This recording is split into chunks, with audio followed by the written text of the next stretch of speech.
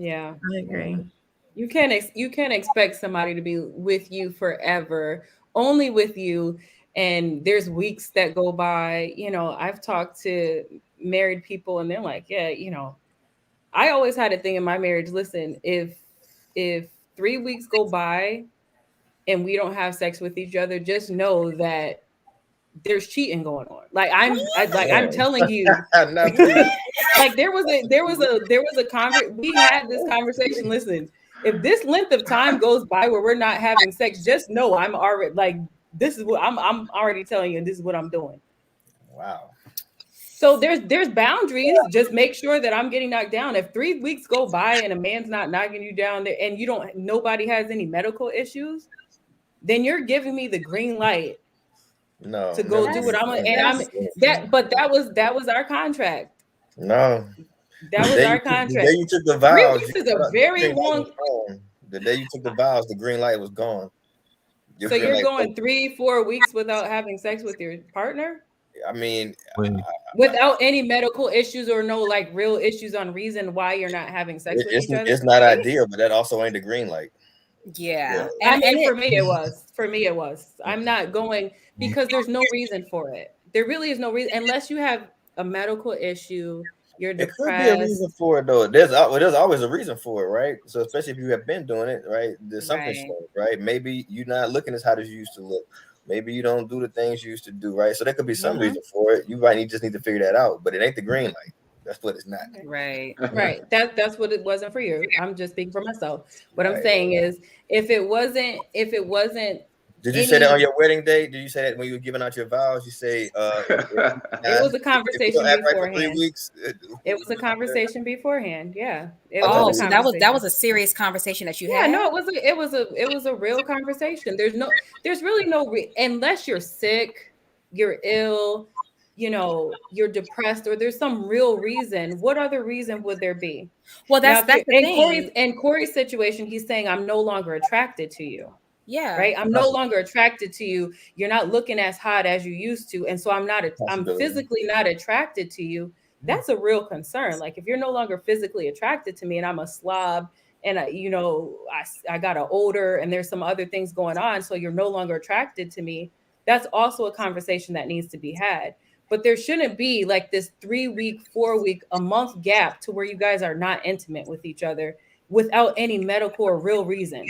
But if that's the reason, like if there's a lack of attraction, then that's the reason. but that speaks Okay, to so if there's a lack of attraction between you and your husband or you and your wife or whoever, then there needs to be a real conversation. Y'all need to be Yeah. separated, yeah. or you should be elsewhere. Hey, y'all don't have to separate. Wait, Damn. So damn. why are you Like, being? Why are you speeding together? up the marriage But why are you together? So you're with somebody you're Why are not you trying to attracted have to. You're with someone that you're not attracted to at all. currently? Yeah. So It, maybe, it Those happens. people. Like yeah, marriage is for a lifetime. Like right. we're gonna go through a multitude of changes. Like our not, bodies are gonna not being change, our minds are attracted. gonna change. Right. But Huh? not being to where you're not attractive to where you can't have sex with the person. That's crazy. Maybe. Like Yes. you're so unattractive to where you can't have sex with the I've seen person. some people that fell off. Yes. Absolutely. Yes. I've seen some niggas Think that about fell off. I don't but know. think, I don't. It could be my bias, and maybe because it's just my lack of knowledge. But I just don't understand or haven't experienced that to be able to give input to that. but As a think about person that was married for 15 years, I can't imagine a scenario to where unless if you say that I'm no longer attracted to you to where I can't even get aroused to have sex with you, then we no longer need either we got to put a timeline on this and then we need to separate if months are going by to where we can't be physically intimate with each other. and think about what she's saying. She's saying that if 3 weeks go by, it's probably some infidelity. If you're not attracted, it's probably some infidelity because you still have Mhm. the need to have sex. Not That's true. that's No, that's that's not it's true. But it's yeah. not it's not a far fetched assumption either. If you put those two together, No, It's not a far-fetched assumption, but it's not a fact. So I mean, no, it's not a fact. I'm saying what's for me personally. So how long do you go without being physically attracted to your partner and you're just in this relationship? So it's Even in a just relationship, You would you have gotta step out. so you're in you an would have to emotional ask. relationship with no physical attraction to your partner? Well, you would have to ask. You would Yeah. have to ask the question in your relationship: can that attraction come back? So right. So if it so if it's a possibility that some things could change, or he could do something different, you could do something different, and the spark comes back. I mean, because I'm sure you're familiar. You've been married. You say you were married for 15 years. The spark dies, right? So you got to do things. Not sexually, no. I'm 2 years. I'm a year and a half clean off of not sleeping with my husband that I haven't been married to for 4 years. Dick was never a problem. I didn't like him as a person. I just got my sobriety coin, so it wasn't like that was never an issue. Yeah, but that's not the case in most situations. And 15 years is a long time to be married. So it's great that y'all had that chemistry where the sex was a strong bond between you two.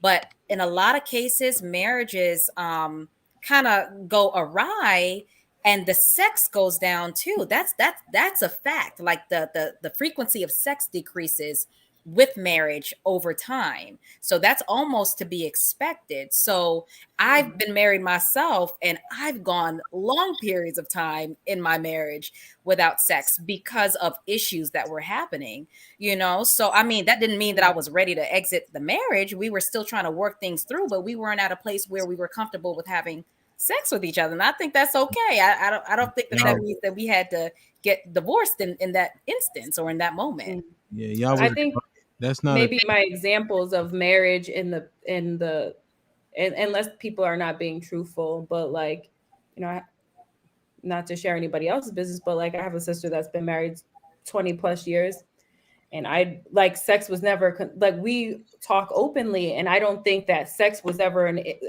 in whatever disagreement they had in their marriage where sex was something that was withdrawn. But I'm sure that it is. I just can't see going a month or 2 months or 3 months with your partner to a point where you just fall out of attraction with your partner. Because when you're in love with somebody, I can't see where it's emotional. It's not just a physical thing. So even if they gain weight or lose weight or whatever it may be, right, to where you're no longer aroused by the person. So there's a difference between loving someone and being in love. Like you fall in and out of love throughout the course of a relationship. Absolutely. So, if you're not in love with the person at the time, but you still love them, but there are challenges that you're being faced, with in that relationship, sometimes you just don't feel that level of attraction to them in that moment. And that moment can last weeks. It could last months. There are women that go through postpartum depression where their libido is totally withdrawn for months. And because of that, they can't have sex. And tomorrow, that's a medical issue again. So that's a medical issue, which is an exemption. So if I had children, if there's a depression, if there's something physically or mentally that's keeping you from being, that's different than just not having sex for a long period of time. But sometimes people don't know. Sometimes people don't know that they're depressed. Sometimes women don't know that they're experiencing postpartum depression. Sometimes they can't really self-diagnose, and all they know is they just don't want to have sex. And to me, I just feel like it should be respected in the dynamics of the relationship, especially if you're married, but questions should be asked and there should be a course of action in resolving whatever the issues are. So that way you can come back to that union and that partnership with sex. But, sex is not it's not the end all be all, but for how long should you be waiting for this correction? Yeah. And it depends. I just think it depends. Yeah. I put a time limit. 3 weeks. Clearly. Clearly. I'm like, hey, I mean, unless you have a medical, obviously if there's medical, and there was that part about there was all others, that's gone. She like, could you imagine 2 weeks and there was days Temora about to be out. She about to be out. Now there was situations to where there was, either me or my spouse had medical issues where, okay, it might have extended well past that, but those are to be expected. Nobody's expecting for you to be doing things that you can't do or you're not in the emotional space to do. We understand that, but just saying no for the sake of no is not acceptable. Yeah, 100% agreed.